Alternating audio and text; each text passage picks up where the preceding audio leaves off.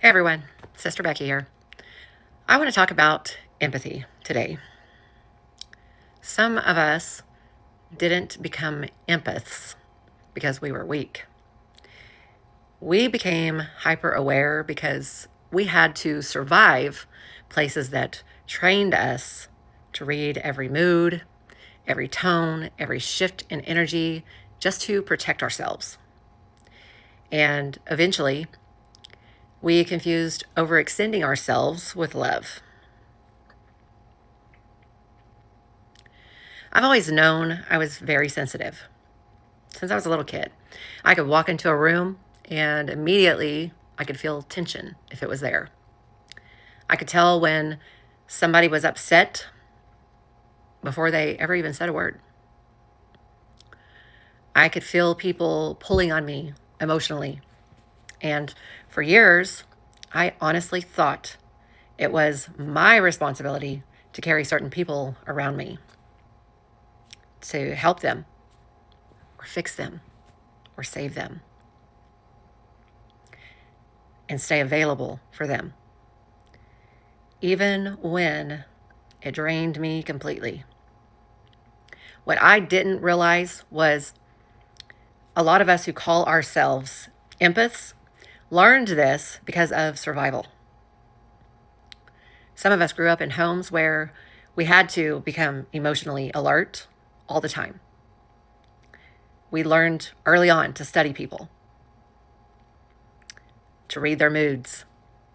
Notice those small changes. Or sense anger before it exploded on us and feel rejection before it happened.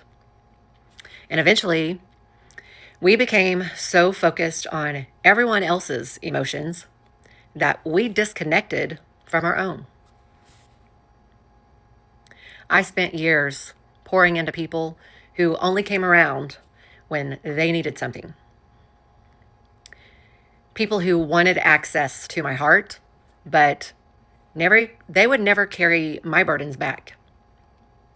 People who loved what I could do for them, but would disappear when I needed help or support.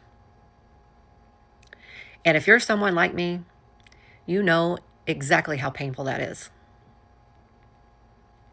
Because empaths don't just love people casually. We don't. We love deeply and we care deeply. We give deeply. And unhealthy people will absolutely take advantage of that if you don't learn boundaries. That's something nobody really talks about. Not everybody who drains you is assigned to you. Not everybody who cries in front of you is your responsibility to heal. And not everybody who has access to you actually values you. Some people only love the version of you that never says no, the version that keeps sacrificing, the version that keeps rescuing, the version that keeps tolerating disrespect just to keep the peace. But healing changes you. And when God starts healing you, people who benefited from your broken boundaries will start calling you selfish. They won't understand because they were comfortable with the exhausted version of you. But Jesus never called us to destroy ourselves trying to save everybody else. Jesus loved people deeply, but he also withdrew from crowds. He stepped away to pray. He rested. He confronted manipulation. He didn't chase people who walked away. And he understood that not everybody truly wanted healing. That changed my perspective completely because for years, I thought being a good Christian meant constantly overextending myself. But wisdom has taught me this. You can love people without allowing them to consume you. You can pray for people without carrying their chaos. You can forgive people without reopening doors that God closed. And you can have compassion while still having boundaries. That doesn't make you cold-hearted. That makes you healthy. A lot of people don't realize that empaths are often exhausted because they absorb everything around them. We carry conversation. We carry those conversations after they're over. We replay situations in our heads. We feel guilty for resting. We feel responsible for fixing everybody's emotions. But eventually, God will bring you into a season where He teaches you this.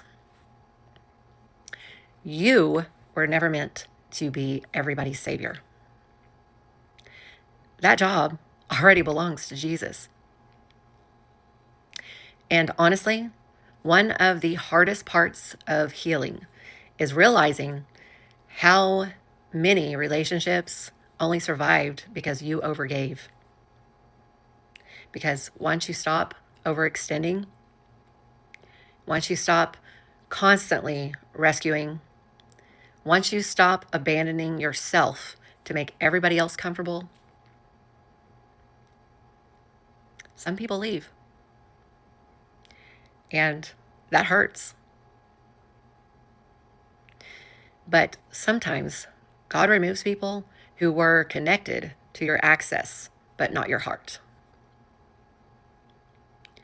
I think a lot of empaths are entering a season right now where God is teaching them discernment. Not everybody deserves unlimited access to you. Not everybody deserves your energy. Not everybody deserves your emotional labor. And some of y'all watching this have spent so long carrying everybody else that you don't even know what it feels like to rest emotionally anymore. But God never intended for you to live emotionally depleted all the time. You are allowed to step back. You are allowed to protect your peace. You are allowed to heal. You are allowed to say no. And the right people will not punish you for having boundaries. They will respect them. I want to leave you with a few scriptures. Above all else, guard your heart, for everything you do flows from it. That's from Proverbs 4:23. And then come to me, all who are weary and heavy laden, and I will give you rest. That's Matthew 11:28. I hope this spoke to you in some way. Leave me a comment down below, and may God truly bless you today.